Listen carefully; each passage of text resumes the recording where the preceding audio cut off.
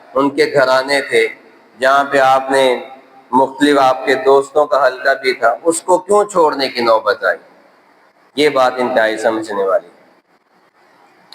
نبی کریم صلی اللہ علیہ وسلم نے جوانی، لڑکپن، بچپن، شادی، 40 سال تک انسان کی زندگی میں کیا کیا اتار چڑھاؤ آتا ہے، کون کون سے نشیب و فراز آتے ہیں، کون کون سے درجات آتے ہیں زندگی میں، وہ آپ نے اس سوسائٹی میں، اس معاشرے میں گزارے۔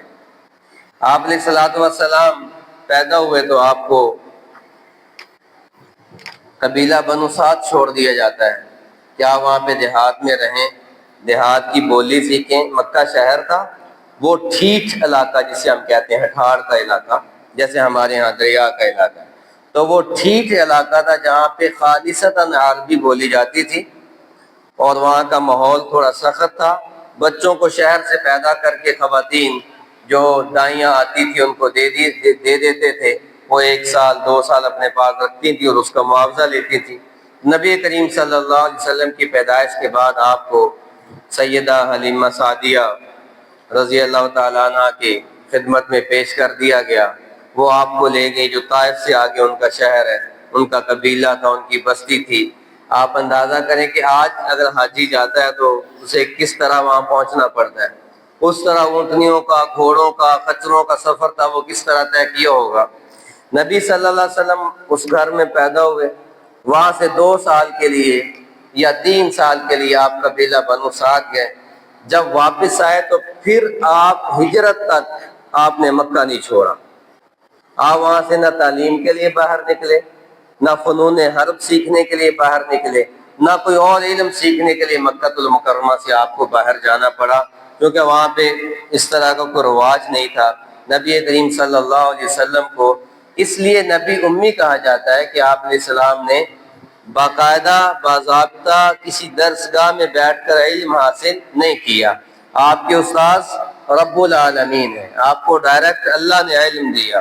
اب جس کا استاد اللہ ہو، جس کے پاس اللہ کے علم میں سے علم آیا ہو، اس ذات کے علم کے انتہا کا اندازہ، ابتدا کا اندازہ، انتہا کا اندازہ میں کہتا ہوں ہم کر ہی نہیں سکتے۔ کہتا ہوں آپ کر سکتے ہیں، کتنا ہوگا؟ میں کہتا ہوں ہم کر ہی نہیں سکتے۔ نبی علیہ الصلوۃ والسلام نے بس یہ عرصہ مکہ سے باہر گزارا۔ آپ فرمایا کرتے تھے کہ مجھے مکہ سے بڑی محبت ہے، بیت اللہ کو مخاطب کر کے فرما رہے تھے مجھے تم سے بڑی محبت ہے، چھوڑنے کا دل بھی نہیں چاہتا، لیکن تیری قوم نے مجھے مجبور کر دیا کہ میں اس شہر کو چھوڑ کے چلا جاؤں۔ یہ الگ موضوع ہے۔ ہجرت کیوں، سبب کیا بنا، محرکات کیا تھے، اسباب پیچھے کیا تھے؟ نبی صلی اللہ علیہ وسلم نے ایک عرصہ گزارا، ایک آئیڈیل لائف آپ نے لوگوں کے سامنے گزاری۔ وہ آپ کے بچپن کو بھی دیکھتے تھے، آپ کے لڑکپن کو بھی دیکھتے تھے، انہوں نے آپ کی جوانی بھی دیکھی، انہوں نے آپ کی راتیں بھی دیکھی، انہوں نے آپ کے دن بھی دیکھے، انہوں نے آپ کی امانت بھی دیکھی، انہوں نے آپ کی دیانت بھی دیکھی، انہوں نے آپ کی آنکھ کے حیا کا بھی اعتراف کیا، ان ظالموں نے آپ کی کانوں کی حسن سماعت کا بھی اعتراف کیا، آپ کے قدموں کا مظلوم کے ساتھ چلنے کا بھی اعتراف کیا، آپ کی امانت و دیانت و صداقت کا بھی اعتراف، ہر بات کو مانتے تھے۔ اور سیدہ خدیجہ رضی اللہ تعالی عنہا کا جب قافلہ جا رہا ہے تو آپ کی صداقت کے، آپ کی امانت کے ڈنکے پورے مکہ میں پھیل گئے، اور بڑے بڑے جو سٹیک ہولڈرز تھے مکہ المکرمہ کے، وہ آپ کی بارگاہ میں آ رہے ہیں کہ آپ ہمارے ساتھ تجارت کیجئے، آپ ہمارا مال لے کر جائیے۔ یہاں تک آپ علیہ الصلوۃ والسلام کو پروٹوکول دیتے تھے۔ آپ کعبۃ اللہ میں تشریف لاتے تو جس گدی پہ بنو ہاشم کے سردار جناب عبد المطلب بیٹھتے تھے، آپ ابھی بچے تھے، تو وہ گدی چھوڑ دیتے تھے اور آپ علیہ السلام کو وہاں پر بٹھاتے تھے۔ اس قدر محبت جس شہر کے ساتھ ہو، اس قدر محبت جس دھرتی کے ساتھ ہو، اور اس قدر جو لوگ آپ کو مانتے ہوں۔ اب عبداللہ بن ابی الحمصہ ایک صحابی، ان کا واقعہ بڑا مشہور ہے کہ آپ صلی اللہ علیہ وسلم جب تجارت فرماتے تھے، آپ تاجر بھی رہے، نبی صلی اللہ علیہ وسلم نے سارے کام کر کے دکھائے۔ اگر سارے کام نہ کرتے تو لوگوں کے پاس جواز تھا کہ آپ نے تو کچھ زندگی میں کیا ہی نہیں، لہذا آپ بہت ایزیلی کہہ سکتے ہیں کہ بھئی یہ نہ کرو، یہ نہ کرو، جیسے ہم کہتے ہیں یہ رشوت نہ لو، نہ دو، سود پہ کام نہ کرو. تو مجھے ایک دوست کہنے لگے مولوی صاحب تسی مسجد سے بیٹھے ہوندے ہو تو انہوں کی پتا بازار ہے کی ہوتا ہے, رشوت تو بغیر کام نہیں چل رہا, سود تو بغیر کام نہیں چل رہا. میں نے کہا بھائی کرنے والے کر بھی رہے ہیں. تو ہر بندہ رشوت دے رہا ہے, ہر بندہ, اور وہ جائز کر کے دے رہا ہے, ناجائز سمجھتے نہیں ہے. یہ خطرے کی گھنٹی ہے. ہم یہاں سے یوں نہیں پیٹتے, منہ دیکھ لیا آئینے میں پر داغ نہ دیکھا سینے میں, عمر بھر یہ غلطی کرتے رہے, دھول چہرے پہ تھی ہم آئینہ صاف کرتے رہے. علامہ اقبال کیا کہتا ہے, تجھے کیوں فکر اے دل گلے صد چاک بلبل کی, تو اپنے پیر ہن کے چاک تو پہلے رفو کر لے. اقبال کہہ رہا ہے تو یار کیا کرتا, تو بازار میں نکلتا تو کہتا وہ بھی صحیح نہیں, وہ بھی صحیح نہیں, وہ بھی صحیح نہیں, حتیٰ کہ ساڑھے مولوی صاحب بھی صحیح نہیں. میں ٹھیک ہوں, میرے پاس دلیل ہے رشوت دینے کی, میرے پاس دلیل ہے سود پہ پیسے لینے دینے کی, میں دلیل کے ساتھ سٹاک کر رہا ہوں, میں دلیل کے ساتھ یہ کام کر رہا ہوں. تم جو مرضی کرو, ہمارے کپڑے پہ ساتھ دھبا بھی نظر آئے تو تم اسے طوفان بنا دو. نبی علیہ السلام نے ایک آئیڈیل لائف گزاری, کیونکہ آپ نے ان میں کام کرنا تھا تاکہ وہ یہ نہ کہہ سکے جی آپ نے کون سا تجارت کی ہے, آپ ہمیں امانت سکھا رہے ہیں, آپ نے کون سا لوگوں کے ساتھ وعدے کیے جو آپ ہمیں وعدے کی پاسداری بتا رہے ہیں, آپ نے کون سی بکریاں چرائی ہیں جو آپ ہمیں بکریاں چرانے کے اصول بتا رہے ہیں, آپ کون سا کسی بیٹی کے والد بنے جو آپ ہمیں بیٹی کا مقام و مرتبہ بتا رہے ہیں, آپ نے کون سا شادی کی ہے جو آپ ہمیں شادی کے اصول و ضوابط بتا رہے ہیں, آپ کون سا کسی کے بیٹے ہیں جو آپ نے جو ہے وہ ہمیں ماں باپ کا مقام و مرتبہ بتا رہے ہیں, آپ نے بڑوں کا ادب نہیں کیا آپ ہمیں بتا رہے ہیں.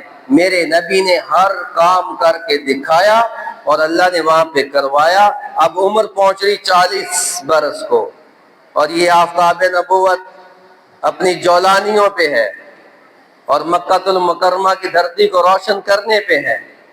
کیوں؟ کیونکہ آپ نے وہ آئیڈیل لائف گزاری, آپ نے لوگوں کی تربیت اس نہج پہ کرنی تھی. مخالف تھے, گالیاں دینے والے بھی تھے, حسد کرنے والے بھی تھے, مخالفتیں کرنے والے بھی تھے, غیر تو غیر چچا. آپ دعوت دیتے جا رہے ہیں, وہ کہتے جا رہے ہیں یہ معاذ اللہ معاذ اللہ معاذ اللہ, یہ پاگل ہے, یہ مجنون ہے, یہ بات نہ سننا. ہمارا قبیلہ اس کی بات کوئی, اس سے بڑی تکلیف پہ بات کوئی ہو سکتی ہے؟ نہیں ہو سکتی. ہمارے ساتھ ہی بعض علماء پریشان ہو جاتے ہیں, تو میں نے کہتا ہوں بھی پریشان نہ ہوا کرو, اس مسئلے کی نیابت مسجد نبوی کے مسئلے سے جڑتی ہے. جس کو اللہ کہے یا حبیب اللہ, دنیا داروں نے انہیں نہیں چھوڑا, اور تم کہتے تمہیں سلام کریں. ہمارے استاد بڑوں کی بڑی باتیں ہوتی ہیں.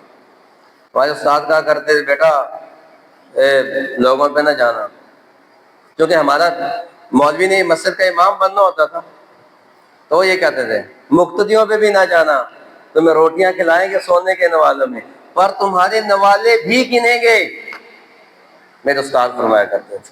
تو میں اکثر ساتھیوں سے کہتا ہوں تم لوگوں کی باتوں سے ایسے نہ ہوا کرو. اس کی نیابت تو اس ذات سے جڑتی ہے کہ جنہوں نے 40 سال آئیڈیل زندگی گزاری, اور ظالم وہ صداقت امانت دیانت آنکھوں کے حیا کانوں کی سماعت, ظالم کے خلاف مظلوم کی مدد, سب کا اعتراف کرنے کے باوجود کہہ رہے ہیں تبت لک یا محمد, یا محمد صلی اللہ علیہ وسلم معاذ اللہ آپ ہلاک کو ہم اس لیے اکٹھا کیا ہے.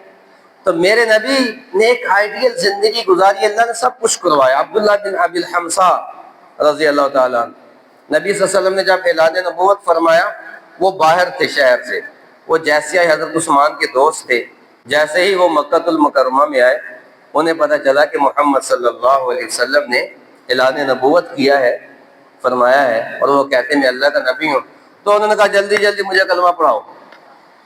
لوگوں نے پوچھا یہاں تو لوگوں کی جان پہ پڑی ہے, کسی کے گلے میں زنجیریں ڈال کے کھینچا جا رہا ہے, کسی کو دہکتے انگاروں پہ لٹایا جا رہا ہے, کسی کو پتھروں کے اوپر لٹا کے اوپر کھڑا ہوا جا رہا ہے, اور تم کہہ رہے ہو مجھے ابھی کلمہ پڑھاؤ, تم کس بنا پہ کہہ رہے ہو؟ کہا میں بتاتا ہوں, جب آپ تاجر تھے, تجارت کرتے تھے, لین دین کے معاملات تھے, میں نے محمد صلی اللہ علیہ وسلم سے ایک دن کو چیز خریدی تو میں جیسے ہمارے یہاں کہتے 20 منٹ رکی میں آیا, اب موٹر سائیکل دیں گے میں 10 منٹ آ آیا.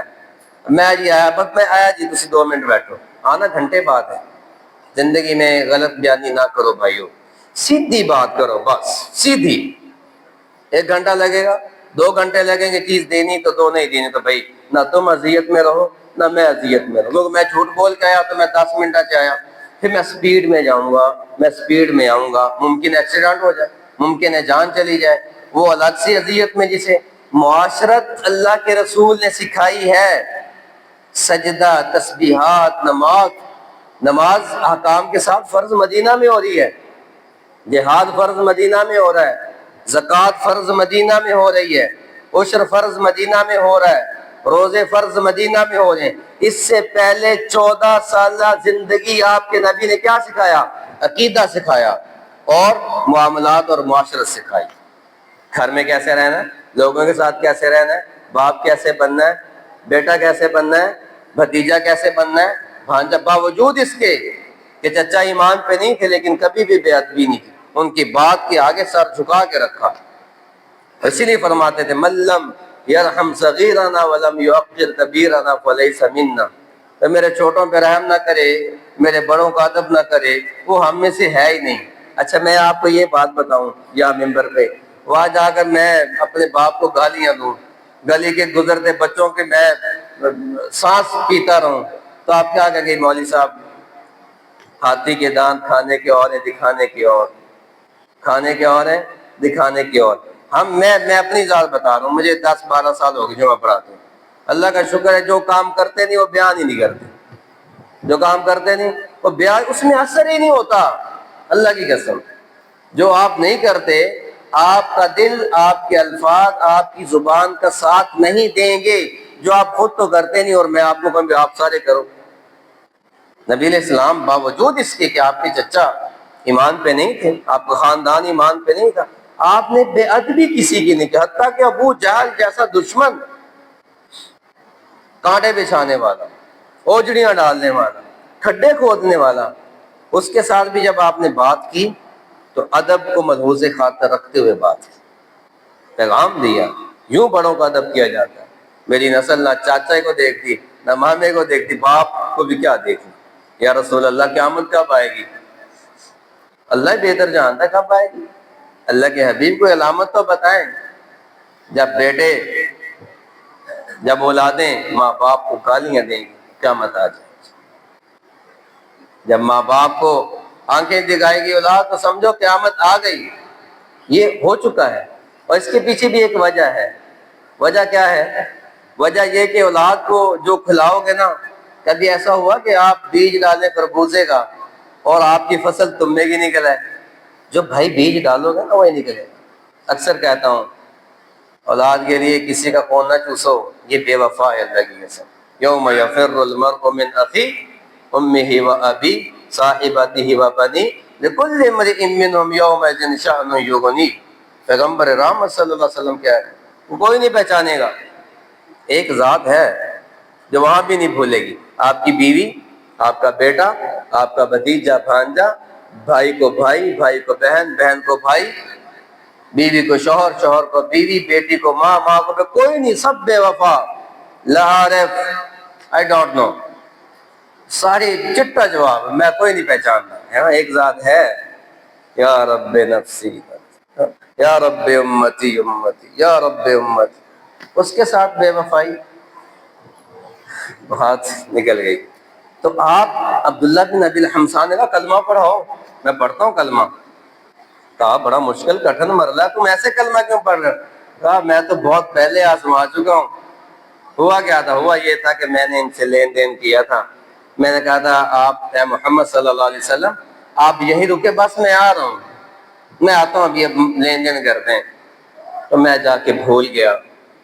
تیسرے دن میرا گزر ہوا، میں نے دیکھا کہ آپ وہیں پہ کھڑے ہوئے تھے، ابو داؤد کی روایت، آپ وہیں پہ کھڑے ہوئے تھے۔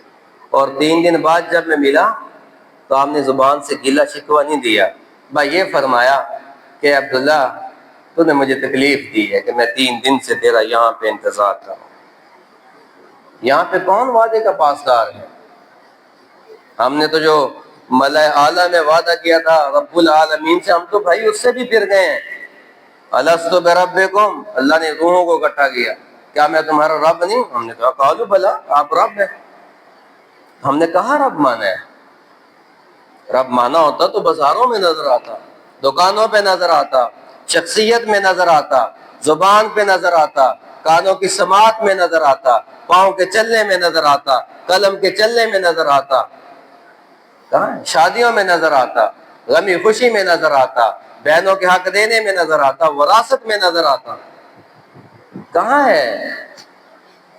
تو نبی صلی اللہ علیہ وسلم نے جہاں پہ عرصہ گزارا اس شہر کو چھوڑنا کتنا مشکل کام ہوگا، لہذا ٹائم گزرتا رہا، آپ نے 40 سال میں اعلان کیا لوگوں ایک پیغام لے کر آیا ہوں، زندگی گزاری بتاؤ کیسے؟ انہوں نے کہا جی آپ کو صادق، امین، آنکھوں میں حیا، کانوں میں اچھی بات، لوگوں کی مدد، غلط مجلس میں نہ شرکت، نہ زنا شراب کے قریب، نہ کبھی بتوں کو پوچھ سے دیکھا، ساری خوبیاں جو ایک کامل و اکمل انسان میں ہونی چاہیے میرے نبی نے اس ماحول میں کر کے دکھائے جہاں پہ پاسبلٹی نہیں تھی، پاسبل ہی نہیں تھا وہاں پہ۔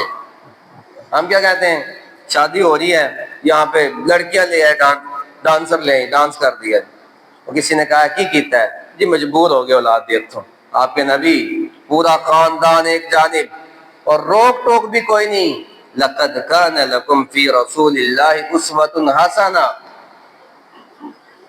یہ پیغام تھا، کرو، مشکل نہیں ہے، ہو جائے گا۔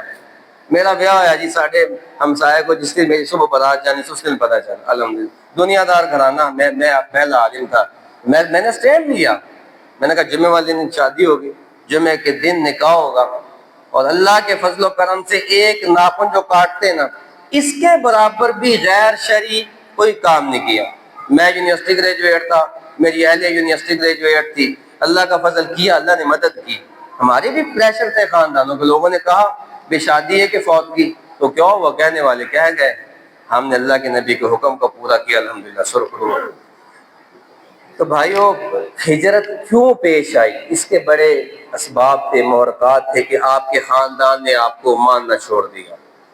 جو یہ ساری باتیں کرنے والے تھے وہ نیزے تلواریں لے کے کھڑے ہو گئے، جراحات السنان لہت قیام ولا یلتئم ما جرح اللسان۔ نیزے تلوار چھوٹی بات ہوتی ہے، ایک عربی کے شاعر نے کہا تھا کہ نیزے تلوار کا جو زخم ہوتا ہے نا وہ کٹ لگا، اس میں مرہم لگاؤ گے بھر جائے گا، جراحات السنان لہت قیام ولا یلتئم ما جرح اللسان۔ جو تم زبان سے کسی کو زخم دو گے وہ تا قیامت نہیں بھرے گا۔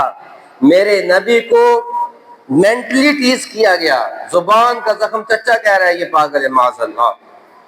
وہ جو آپ کو سلیوٹ مارتے تھے، آپ کے لیے جگہ چھوڑتے تھے، آپ کو پروٹوکول دیتے تھے، وہ کہہ رہے ہیں تبت لک یا محمد، معاذ اللہ۔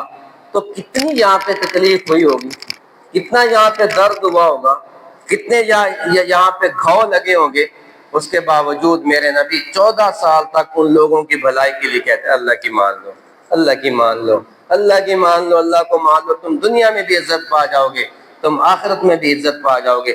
آخری انتہا دیکھی آپ نے، انتہا، اب انتہا 14 سال گزرے، 13 سال، تو جب یہ اکٹھے ہوئے دارالندوہ میں اکٹھے ہو کر بیٹھے، آپ طائف سے واپس آ چکے ہیں اور بیعت عقبہ اولا، ثانیہ، ثالثہ ہو چکی، یہ الگ الگ موضوعات ہیں، یہ ہو چکی ہیں۔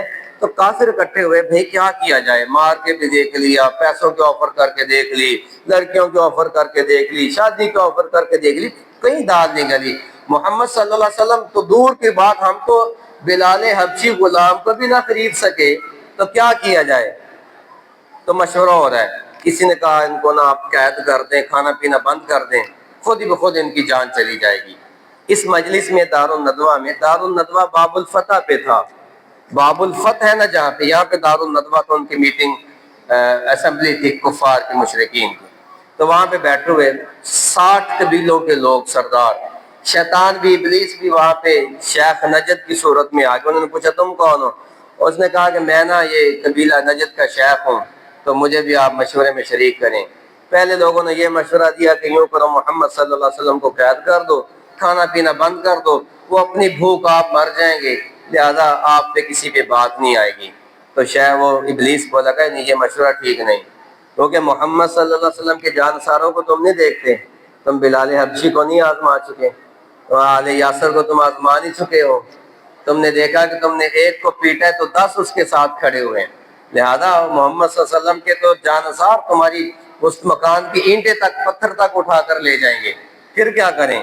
پھر وہ مشورہ یہ آ رہا ہے ان کو مکہ بدر کر دیں، کہا یہ بھی صحیح نہیں، مشورہ شیطان دے رہا ہے، کیونکہ مکہ بدر کرو گے ابھی تو یہ مکہ میں ہیں اور جو ان کو دیکھتا ہے وہ انہی کا ہو جاتا ہے، جو ان کو سنتا ہے وہ انہی کا ہو جاتا ہے، جو ان کی سنتا ہے وہ کسی اور کی سنتا ہی نہیں۔ یہ مکہ سے نکلیں گے اور جس طرف جائیں گے لوگوں کا ہجوم ان کے ساتھ ہوگا، یہ قافلہ بن جائیں گے۔ پھر ابو جہل بولا اچھا یوں کرو 60 قبیلے ہیں، سارے ایک ایک نوجوان دو، ایک ایک اس کے پاس تلوار بھی ہو، نیزہ بھی ہو، تیر بھی ہو، اور سارے محمد صلی اللہ علیہ وسلم کے گھر کا گھراؤ کر لیں گے، اور جب یہ صبح نکلیں گے تو سارے مل کے حملہ کر دیں گے، ان کی معاذ اللہ جان چلی جائے گی، کسی ایک پہ الزام نہیں آئے گا۔ 60 قبیلے لڑ رہے ہوں گے تو بنو عبد المناف کی اتنی جرت نہیں ہوگی کہ وہ 60 قبیلوں کا مقابلہ کر سکیں، لہذا فیصلہ یہ نکلے گا کہ ان کی دیت دے دی جائے، قصہ ختم ہو جائے گا۔ وَإِذْ يَمْكُرُ بِكَ الَّذِينَ كَفَرُوا، آگے کیا؟ لِيُثْبِتُوكَ أَوْ يَمْكُرُوكَ وَيَمْكُرُونَ وَيَمْكُرُ اللَّهُ وَاللَّهُ خَيْرُ الْمَاكِرِينَ۔ وہی آ رہی یا رسول اللہ یہ مشورہ ہو گیا ہے، آپ کے رب کو دھوکہ دے سکتا ہے؟ میں اس لیے کہتا ہوں جس کے ساتھ اللہ، پوری کائنات اس کی مخالف، اللہ کی قسم کچھ نہیں بگاڑ سکتی۔ وَعْلَمْ لَوْ أَنَّ الْأُمَّةَ لَوِ اجْتَمَعَتْ عَلَىٰ أَن يَضُرُّوكَ لَمْ يَضُرُّوكَ بِشَيْءٍ إِلَّا قَدْ كَتَبَ اللَّهُ لَكَ۔ اے عبداللہ اس بات کو پکا لے، ذہن میں بٹھا لے، پوری کائنات تیری دشمن ہو جائے، اگر تُو نے اللہ کو دشمن نہیں نہ بنایا یہ تیرا مل کے کچھ بھی نہیں بگاڑ سکتے۔ وَعْلَمْ لَوْ أَنَّ الْأُمَّةَ لَوِ اجْتَمَعَتْ عَلَىٰ أَن يَنفَعُوكَ لَمْ يَنفَعُوكَ بِشَيْءٍ إِلَّا قَدْ كَتَبَ اللَّهُ لَكَ۔ اور اے عبداللہ یہ بات بھی ذہن میں بٹھا لے، دنیا داروں پہ بھروسہ نہ کرنا، یہ وہاں پہ لگاتے ہیں جہاں پہ ان کا دل چاہتا ہے، دنیا داروں پہ بھروسہ نہ کرنا، اگر پوری دنیا کے انسان مل کے تمہیں مدد کرنا چاہیں، تجھے بینیفٹ دینا چاہیں، اور اس سے تمہیں اگر بگاڑی ہوئی ہے، وہ بینیفٹ پہ راضی نہ ہوا، تو اللہ کی قسم پوری دنیا تجھے کوئی فائدہ نہیں دے سکتی۔ وَيَمْكُرُونَ وَيَمْكُرُ اللَّهُ وَاللَّهُ خَيْرُ الْمَاكِرِينَ۔ یہ مشورہ ہوا ہے اور اللہ کی طرف سے حکم آ گیا کہ آپ اس شہر کو چھوڑ دیجئے۔ آپ رات کے وقت نکلے، جناب سیدنا علی المرتضیٰ کرم اللہ وجہ الکریم کو اپنے بستر پہ لٹایا، لوگوں نے پوچھا کہ علی تمہیں ڈر نہیں لگا کہ تم رات محمد صلی اللہ علیہ وسلم کے بستر پہ سوئے تھے اور تمہیں کوئی قتل کر جاتا؟ واہ واہ، آپ نے فرمایا وہ رات تو میں سکون سے سویا تھا، کیوں؟ کہا پہلے جب رات کو سوتے تھے تو امید کوئی نہیں ہوتی تھی صبح جاگیں گے یا نہیں جاگیں گے، موت آ جائے کیا پتا، لیکن جس رات مجھے میرے حبیب نے بستر پہ لٹایا، ساتھ یہ فرمایا تھا کہ علی میرے بستر پہ سو جاؤ، صبح اٹھنا، امانتیں واپس کرنا، پھر میرے پیچھے مدینہ آ جانا، مجھے اللہ کی قسم امید تھی کہ آج کی رات اور اس کے بعد جب تک میں مدینہ پہنچ کے اپنے نبی کا دیدار نہ کر لوں مجھے موت نہیں آئے۔ اس کو کہتے ہیں عشق، اسے کہتے ہیں محبت۔ آپ کے دل میں جو آ رہا ہے وہ آپ کر دیں، اور آپ کے نبی نے جو کہا ہے وہ آپ کرنے کی مجبوری ہوتا ہے، نہیں ہو سکتا ہے کوئی عشق نہیں بھائی۔ ایک ایک بات تمہیں زندگی کا رستہ دے گی، ایک ایک پیغام تمہیں زندگی کا رستہ دے گا۔ بہرحال آپ پھر وہاں سے صبح آپ رات کو نکلے اور سورہ یاسین کی تلاوت کرتے ہوئے یاسین والقرآن الحکیم انک لمن المرسلین علی صراط مستقیم تنزیل العزیز الرحیم لتنذر قوما ما انذر آباؤہم فہم غافلون۔ آپ نے یوں کنکریاں اٹھائیں، ایسا اللہ نے اس کنکری کو طوفان بنایا، وما رمیت اذ رمیت ولکن اللہ رمی۔